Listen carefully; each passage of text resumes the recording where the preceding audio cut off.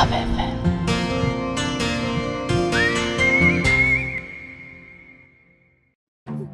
क्या किराए का बच्चा? आप होश में तो हैं? हाँ, तुम्हें अपनी कोख से किराए का बच्चा पैदा करना होगा और उसके लिए तुम्हें पूरे 1 करोड़ मिलेंगे। ये सुनकर मेरे होश उड़ गए। मैं शनाया वर्मा, मैं सिर्फ 19 साल की हूँ।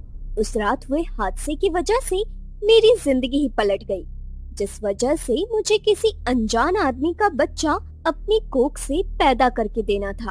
आखिर क्यों और कैसे? उसके लिए सुनिए मेरी कहानी। उस रात मैं जॉब से घर आई तो मेरे होश उड़ गए। ऋषभ, क्या हुआ तुझे?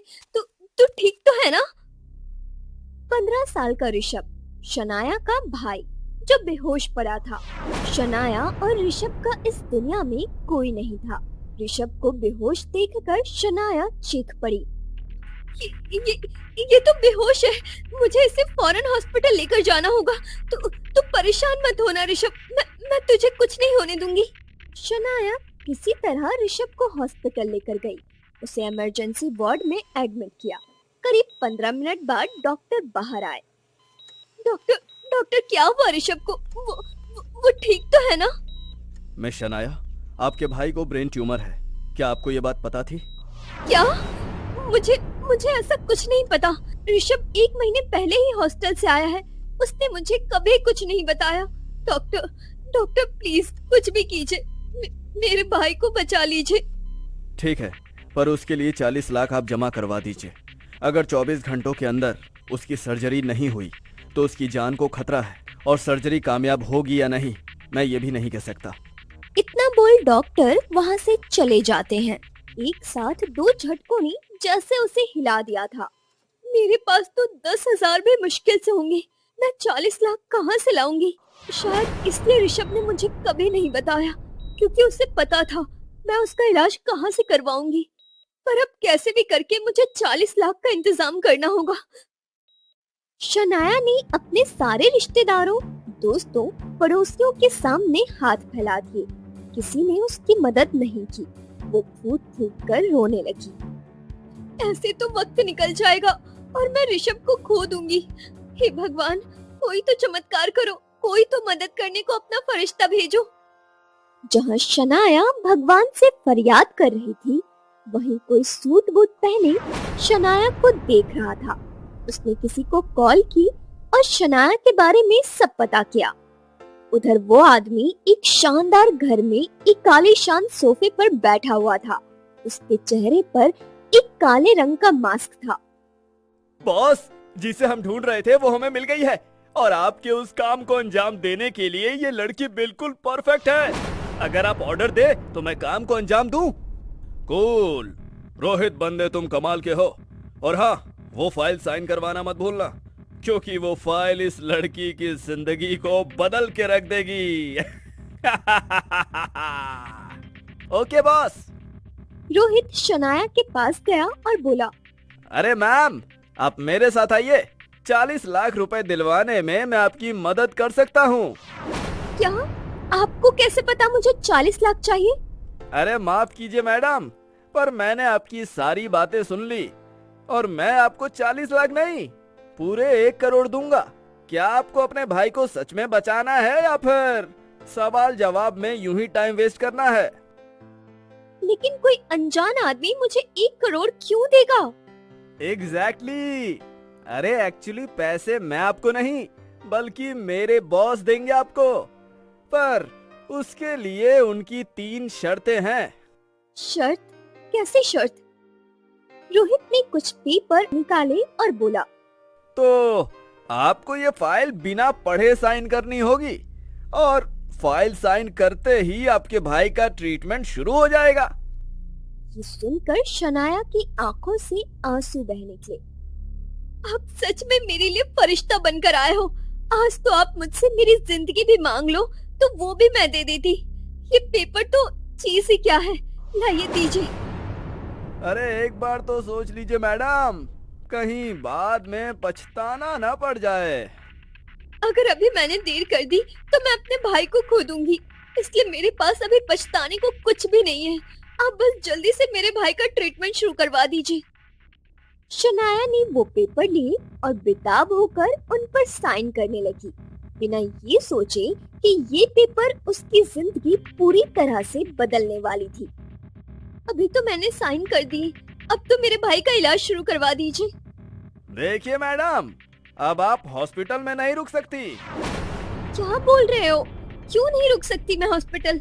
मेरा भाई वहाँ अकेला है। तभी शनाया का फोन बजा था। शनाया ने कॉल रिसीव किया। हेलो शनाया मैम, मैं डॉक्टर शंभू तोमर बोल रहा हूँ। दरअसल आपके भाई को देश के बेस्ट हॉस्पिटल में ट्रांसफर किया गया है और उसका 40 लाख रुपए जमा भी हो चुका है और अगले 20 मिनट में आपके भाई का ट्रीटमेंट शुरू हो जाएगा। क्या क्या 40 लाख? ये आप क्या कह रहे हैं? किसने किया है ये? मिस्टर आरुष मल्होत्रा के कहने पर, और ये पैसा भी उन्हीं के अकाउंट से आया है। ये सुनकर शनाया खुश थी पर साथ में हैरान भी। अरे अरे घबराइए नहीं, ये सब पेपर साइन करने की वजह से ही हुआ है। मिस्टर आरुष मल्होत्रा ही मेरे बॉस हैं। आरुष मल्होत्रा? ये तो वही है ना, शहर के सबसे अमीर आदमी जिनका डायमंड का बिजनेस है। और मैंने ये भी सुना है कि मल्होत्रा डायमंड के असली मालिक आरुष मल्होत्रा को आज तक किसी ने नहीं देखा, तो वो मेरी मदद क्यों कर रहे हैं? अरे हाँ हाँ, बिल्कुल सही सुना आपने। अभी आपको मेरे साथ चलना होगा। ये आप क्या कह रहे हैं? मेरा भाई जिंदगी और मौत के बीच झूल रहा है, मुझे उसके पास जाना है। देखिए, आप हॉस्पिटल नहीं जा सकती, और अगर आपने मेरे साथ जाने से मना किया ना, तो अभी के अभी आपके भाई का ट्रीटमेंट रुक जाएगा। तो इसीलिए आपको वहाँ जाना होगा जहाँ मैं आपको ले जा रहा हूँ। शनाया अच्छे से समझ चुकी थी उसके पास कोई ऑप्शन नहीं है। वो चुपचाप रोहित के साथ चली गई। रोहित उसे एक सुनसान जगह पर ले गया, जिसे देख शनाया थोड़ा डर गई। ये जगह कितनी सुनसान है, और ये इस सुनसान जगह पर इतना बड़ा घर, ये कितना अजीब और डरावना है। अरे मैडम, मेरे पीछे आइए और कोई सवाल मत कीजिए। शनाया चुपचाप उसके पीछे चल दी। घर में घुसते ही रोहित बोला, आप यहीं पे 2 मिनट रुकिए, मैं अभी आया। थोड़ी देर बाद रोहित वापस आया। अब आप अंदर जा सकती हैं, बॉस आपका इंतजार कर रहे हैं, और अब मेरा काम यहीं पे खत्म होता है। ये सुनकर शनाया बहुत डर गई। मुझे डर लग रहा है, आप भी चलिए ना साथ में। अरे मैडम, अंदर जाइए, मेरे बॉस को इंतजार करना बिल्कुल भी पसंद नहीं है। शनाया सर झुकाकर अंदर जाने लगी और रोहित बाहर से दरवाजा बंद कर देता है। उस सीक्रेट हाउस के हॉल में बीच में एक किंग साइज की कुर्सी पर 2 पीस पहने एक आदमी बैठा हुआ था और उसके चेहरे पर एक काला मास्क था। Miss Shanaya Verma, welcome to my world. आप कौन हैं और मेरे बारे में कैसे जानते हैं? और आपने मेरी मदद क्यों की? और आपके चेहरे पर ये डरावना मास्क क्यों है? हाँ? देखो, मेरे मास्क के पीछे का राज आज तक कोई नहीं जान पाया है। और रही बात मदद की, तो मैंने तुम्हारी मदद तुम्हारे फायदे के लिए नहीं, बल्कि तभी आरुष मल्होत्रा ने कुछ ऐसा कहा जिसे सुनकर शनाया चीख पड़ी। नहीं नहीं, ये नहीं हो सकता, कभी नहीं। दूसरे ही पल शनाया सदमे से बेहोश होकर गिर पड़ी और आरुष मल्होत्रा की सहमा देने वाली हंसी उस अजीब सीक्रेट हाउस में गूंजने लगी। ऐसा क्या कहा आरुष ने जिसे सुनकर शनाया सदमे से बेहोश हो गई? क्यों कर रहा है वो शनाया की मदद? क्या मकसद है उसके पीछे? और ऐसा क्या था उन पेपर पे जो शनाया से साइन करवाए गए? और क्या है आरुष के मास्क के पीछे का राज? और होश में आने पर क्या करेगी शनाया?